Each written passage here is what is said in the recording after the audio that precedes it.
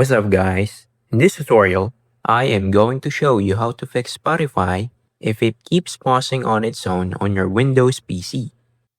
Here are some few easy steps to do it. Step 1. Close and reopen Spotify. Sometimes a simple restart is all it takes to fix temporary glitches. Step 2. Check your internet connection. Spotify may pause playback if your connection is unstable or keeps disconnecting. Step 3. Sign out of Spotify and sign back in. To do this, click your profile picture, select Logout, then log back into your account. Step 4. Make sure Spotify is updated. Open Spotify and install any available updates. Step 5.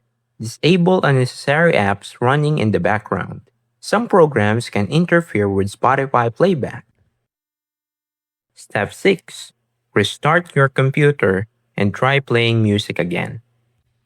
Now, with that 6 steps, if Spotify is still pausing by itself, try reinstalling the app. Uninstall Spotify, download the latest version, and install it again. And that's it.